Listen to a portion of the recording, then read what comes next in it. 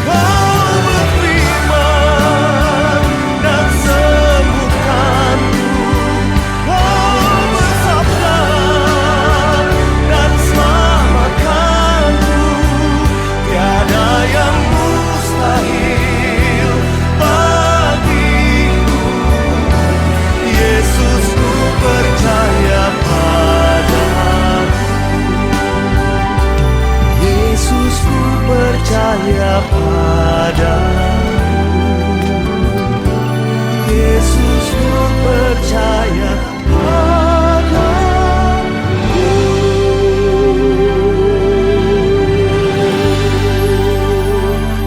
Segala kemuliaan hanya bagi-Mu Tuhan. Haleluya.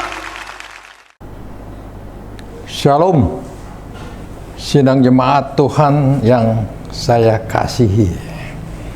Ini untuk yang ketiga kalinya saya berbicara melalui YouTube atau online, atau dulu bilang melalui udara,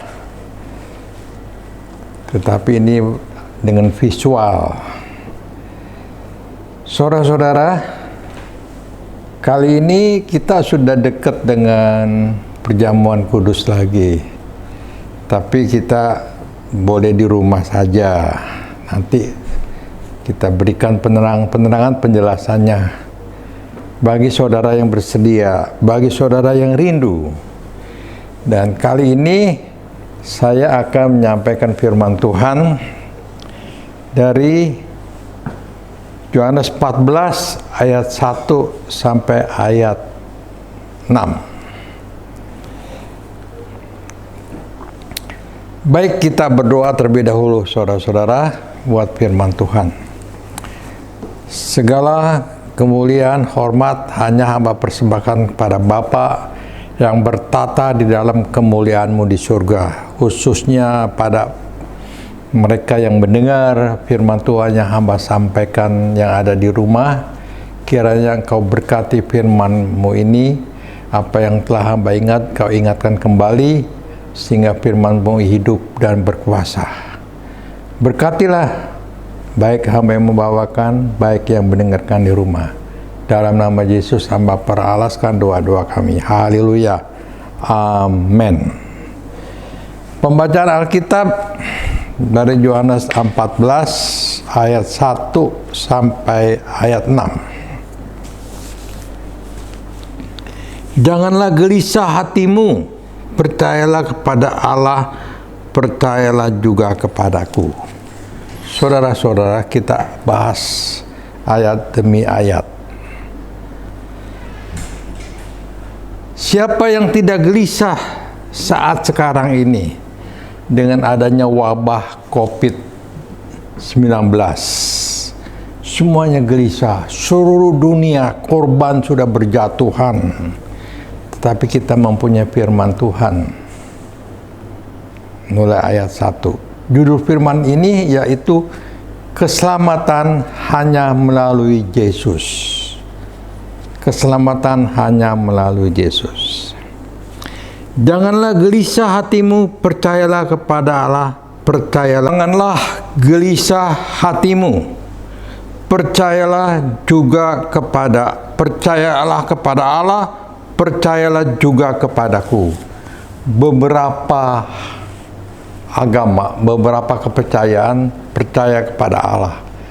Kita tidak dapat mencegahnya. Kita juga boleh percaya kepada Allah, tetapi kepada Allah yang mana? Alkitab orang Kristen mengatakan percayalah juga kepadaku. Ini menunjukkan kita harus percaya kepada Yesus. Dan judul firman Tuhan saya katakan keselamatan hanya melalui Yesus. Keselamatan yaitu kita semua menginginkan suatu saat kita boleh berjumpa dengan Yesus. Kita akan membaca firman Tuhan dalam ejaan yang lama, katakan, janganlah diberi hatimu terharu. Ejaan baru katakan gelisah. Lebih penekanan terharu dengan keadaan zaman ini, keadaan kita menghadapi wabah penyakit yang mengerikan sehingga gereja-gereja semuanya ditutup. Tidak apa, bagus ini zaman teknologi yang maju, saudara masih tetap bisa mendengarkan gembalamu yang menyampaikan firman Tuhan. Janganlah diberi hatimu terharu, percayalah kepada Allah, percayalah kepadaku juga. Kita boleh terharu, saudara-saudara, tetapi Yesus menghibur kita. Janganlah diberi hatimu terharu. Kita mungkin gelisah. Firman Tuhan katakan, janganlah diberi hatimu gelisah. Kita mempunyai kepercayaan bahwa Allah kita sanggup menolong kita di dunia ini, dan lebih daripada itu kita juga berharap kita boleh bersama-sama Allah kita yang ada di surga. Sehingga firman Tuhan melanjutkan katanya, di rumah Bapa-Ku banyak tempat tinggal. Jika tidak demikian tentu aku mengatakan kepadamu, sebab aku pergi ke situ untuk menyediakan tempat bagimu. Di mana kita bisa mengenal Bapa? Dengan doa Bapa kami. Bapa kami yang di surga. Dan dikatakan oleh Yesus, di rumah Bapa-Ku banyak tempat tinggal. Kita mengharapkan suatu saat bersama-sama dengan Yesus di dalam surga. Oleh karena itu saya katakan keselamatan hanya melalui Yesus Kristus.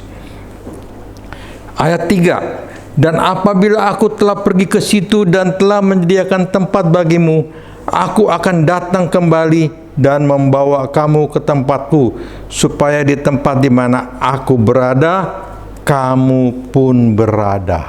Luar biasa, saudara-saudara. Yesus yang mengasihi saya, Yesus yang mengasihi saudara-saudara.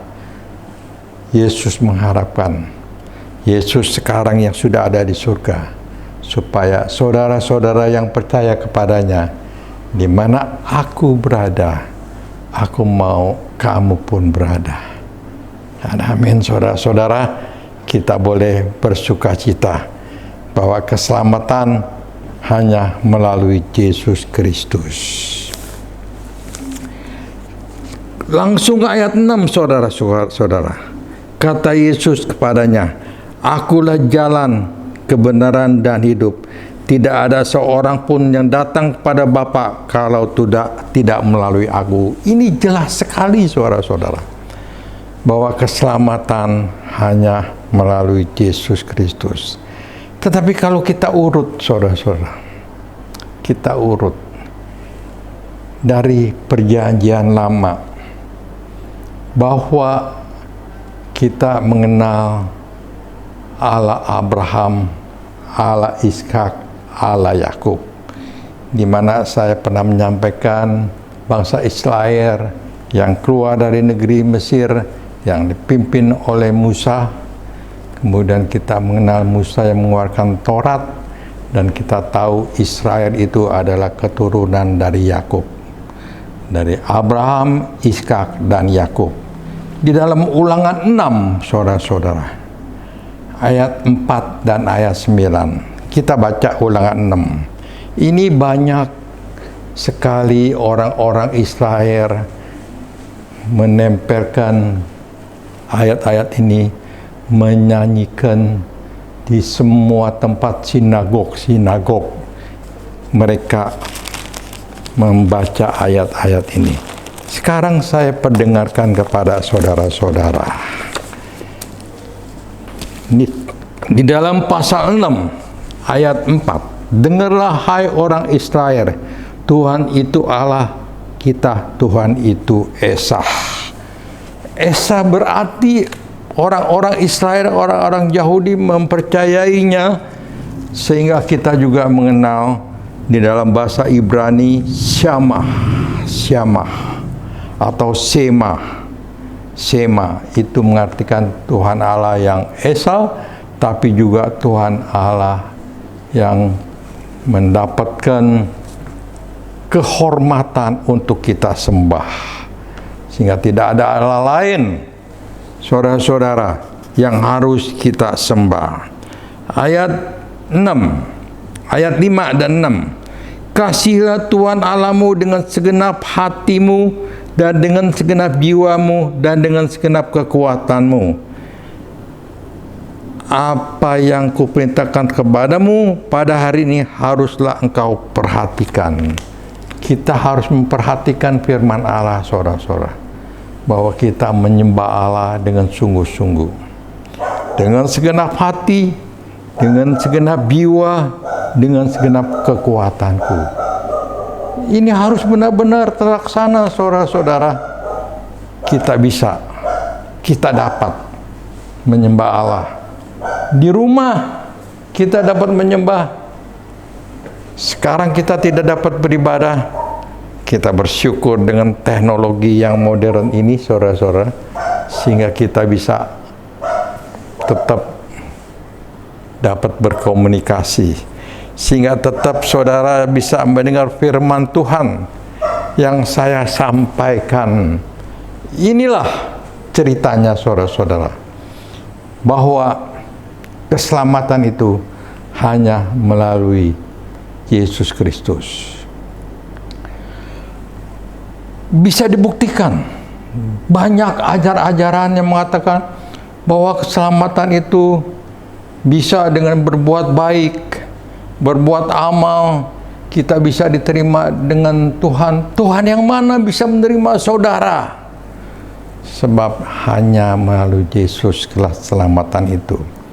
Saya pernah menyampaikan firman Tuhan kepada saudara-saudara di dalam cerita, yaitu dalam cerita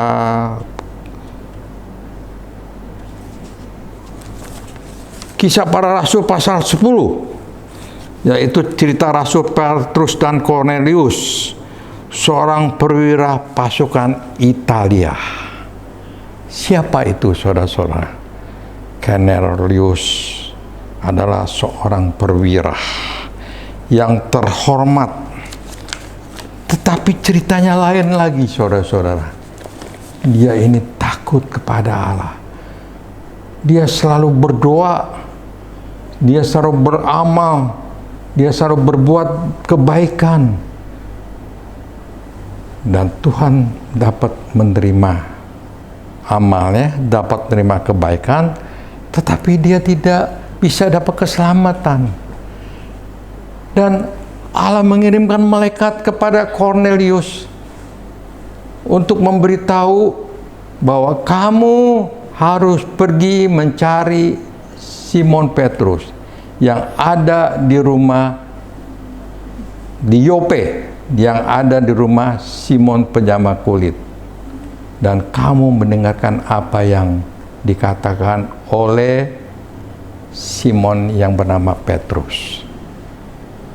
Saudara-saudara, kalau begitu, apa yang saya perbuat belum cukup. Saya harus mendengar suara malaikat ini, bahwa saya harus kirim utusan menjemput Simon yang bernama Petrus, dan saya harus mendengarkan. Maka dipersiapkan oleh perwira Kornelius utusan ke Yope untuk menjemput Simon Petrus. Sementara di Yope, saudara-saudara, Simon jam 12 siang, perutnya sudah agak lapar, dan dia kepingin makan, saudara-saudara. Ada di suatu loteng, dan ketika itu dalam penglihatannya, dia melihat layar yang turun dari atas, seperti layar ini, saudara. Dan di layar ini seperti terpampang binatang-binatang yang berkaki 4, binatang-binatang melata, dan binatang-binatang burung. Dan terdengar suara Tuhan, Simon, sembelih dan makanlah. Nah, Simon berkata, Tuhan, aku tidak pernah memakan barang-barang yang tidak harus aku makan. Ini barang-barang yang najis. Dan firman Tuhan katakan, apa yang aku katakan halal, tidak boleh engkau katakan haram. 3 kali saudara-saudara terdengar cerita itu, suara itu, yang Tuhan menegur. Dan ketika Petrus berpikir, apa ini? Tiba-tiba terdengar ketukan pintu. Ada orang bertanya, apakah ini rumah Simon penjama kulit? Saya sedang mencari Simon yang bernama Petrus.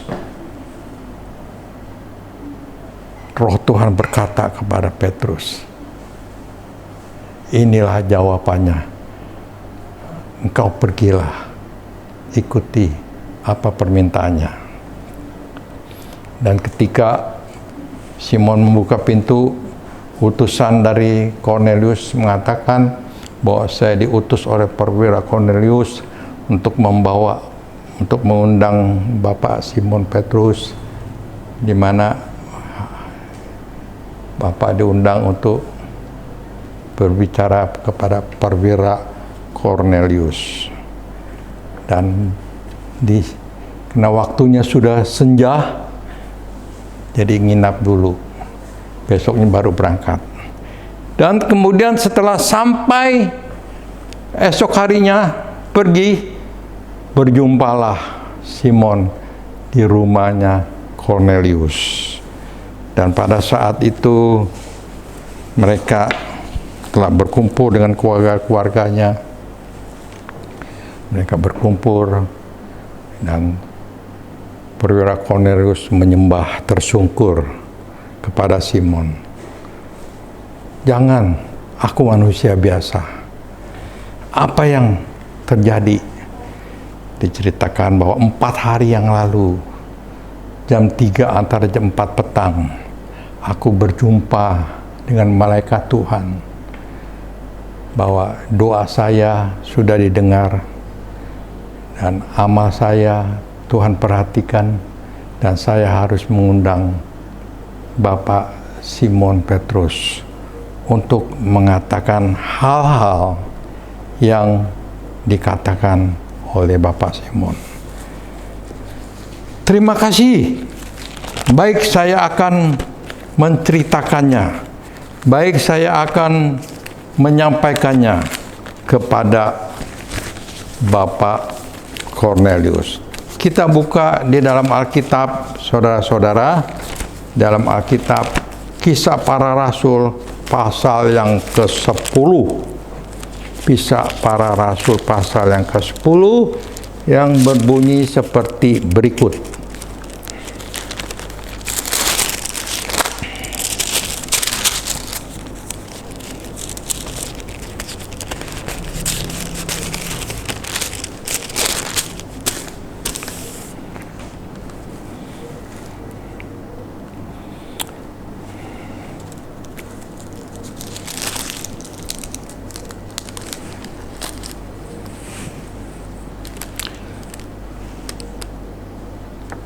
Maka mulailah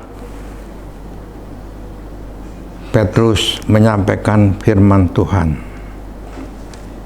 Mulai ayat 37 pasal 10. Kamu tahu tentang segala sesuatu yang terjadi di seluruh tanah Yudea, mulai dari Galilea sesudah baptisan yang diceritakan oleh Yohanes, yaitu tentang Yesus dari Nazaret, bagaimana Allah mengurapi dia dengan Roh Kudus dan kuat kuasa, dia yang berjalan berkeliling sambil berbuat baik dan menyembuhkan semua orang yang dikuasai iblis, sebab Allah menyertai dia.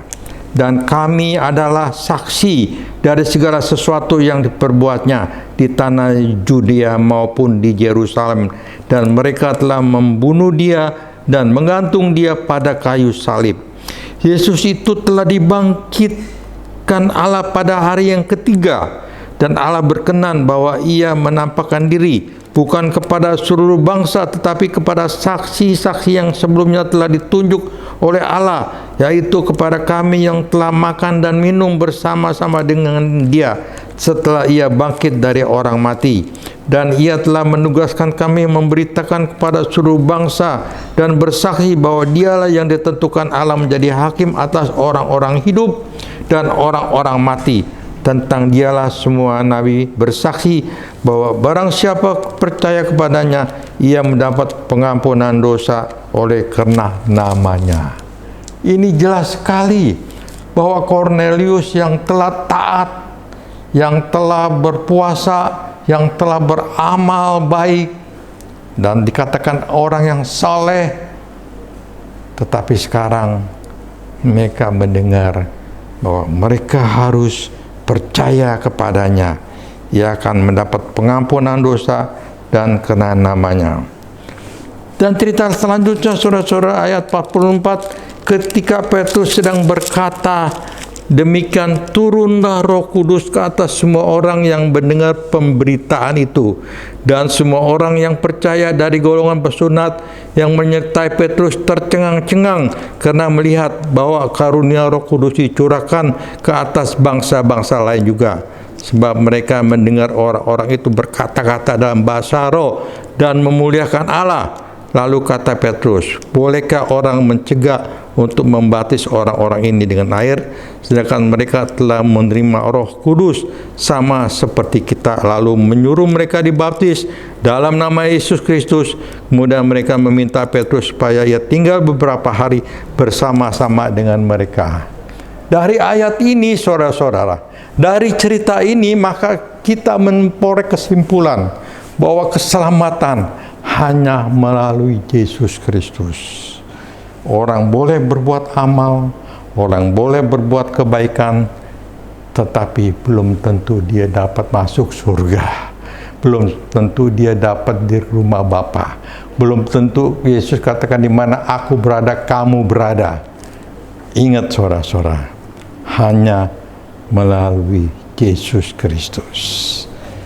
Dan cerita ini, saudara-saudara, di mana pada Ulangan katakan bahwa kita harus menyembah Allah dengan segenap hati kita, dengan segenap pikiran kita, dengan segenap kekuatan kita.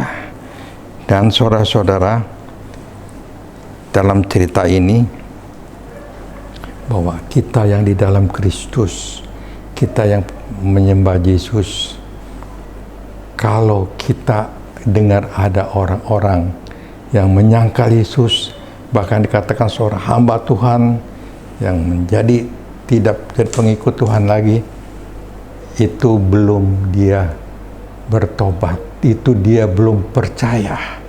Sebab di dalam Filipi 2:1 ayat 3 kita baca membuktikan bahwa di dalam Kristus, saudara-saudara yang percaya kepada Kristus, dalam Filipi pasal 2 ayat 1 dan 3 yang membuktikan ayat ini, saudara-saudara mengatakan,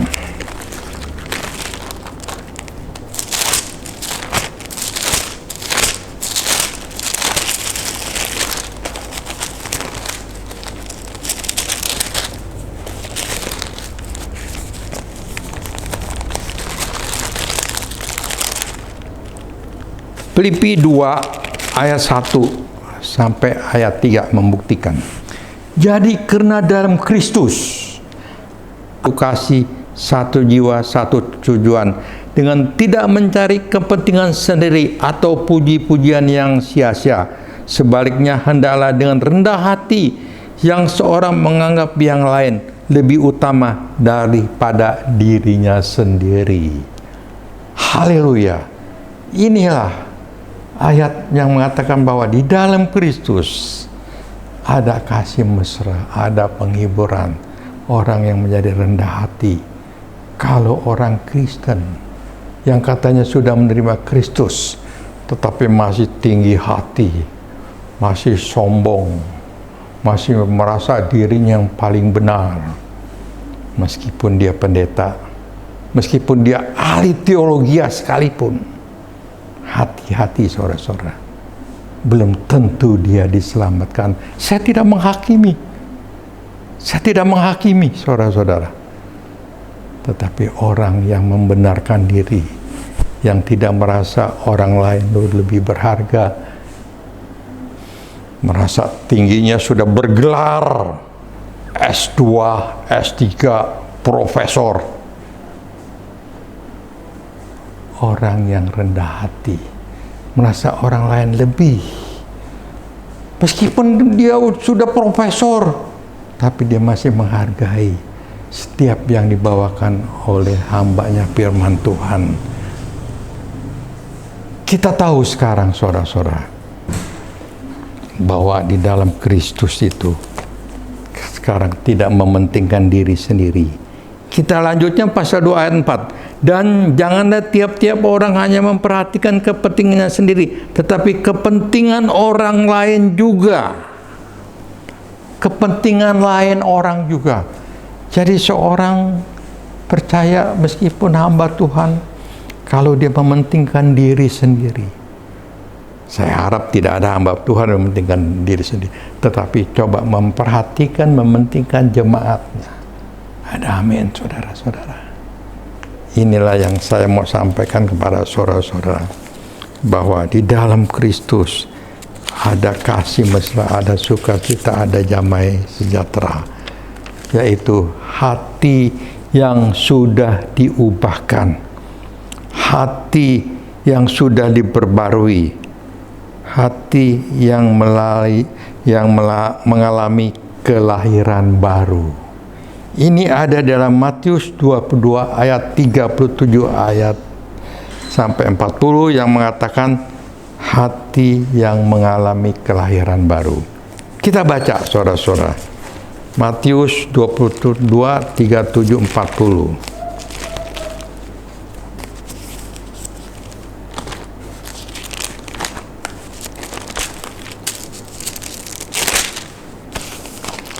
Maaf, itu saya harusnya pakai Alkitab saya yang kecil ini, yang saya pakai ini yang besar, saudara. Ya. Matius 22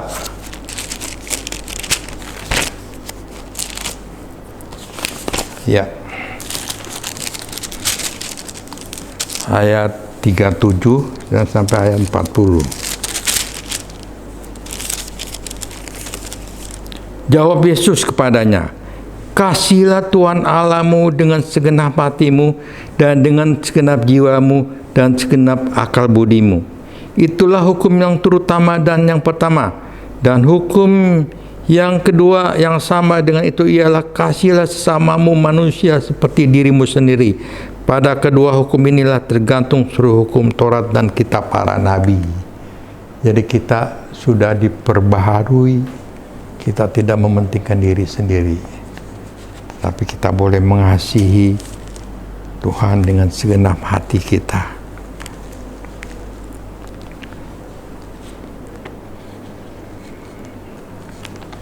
Saya akhiri firman Tuhan ini, saudara-saudara, daripada kita yang percaya kepada Tuhan, untuk hidup sungguh-sungguh kepada Tuhan, untuk merasa bahwa kita sudah diperbaharui hati kita. Kita boleh ibadah dengan sungguh-sungguh. Kita cari Tuhan dengan sungguh-sungguh. Di rumah tidak apa-apa. Kita bisa dapat komunikasi. Kita dilarang untuk berkumpul, tetapi melalui teknologi yang canggih ini, saudara bisa komunikasi dengan saya. Saya akhiri, saudara-saudara, firman Tuhan dengan cerita daripada yang saya sudah sampaikan kepada saudara-saudara, tapi saya mau menyampaikan kembali 2 ayat kepada saudara. Galatia 4 ayat 6 yang berkata seperti berikut, saudara-saudara ya. Ini ayat yang luar biasa saya peroleh, saudara-saudara.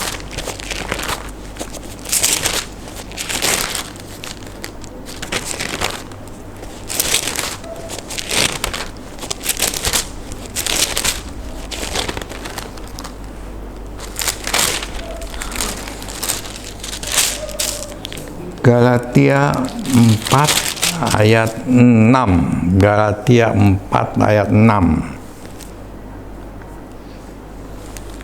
Seperti berikut. Dan karena kamu adalah anak-anak, dan karena kamu adalah anak, maka Allah telah menyuruh roh anaknya ke dalam hati kita yang berseru, "Ya Abba, ya Bapa." Dari mana kita mengenal Abba, Bapa kami yang di surga? Kita tahu bahwa kita ini telah menjadi anak Allah, saudara-saudara.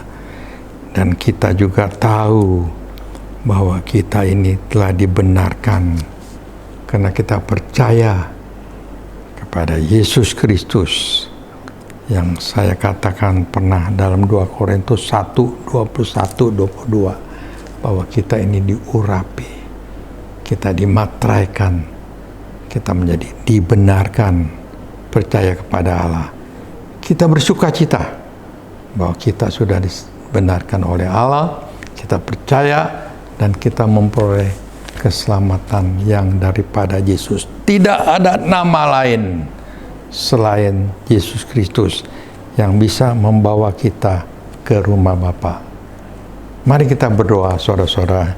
Bapa kami yang kami sembah, yang kami tinggikan, yang kami kenal di dalam nama Yesus Kristus, yang telah berkorban untuk salah dosa kami, yang telah mati untuk kami, sehingga kami boleh berharga di mata Tuhan. Kami diselamatkan oleh kasih anugerah kemurahan yang Tuhan sudah berikan, sehingga kami boleh dapat keselamatan yang Engkau janjikan. Dalam nama Yesus kami bersyukur. Haleluya. Amin.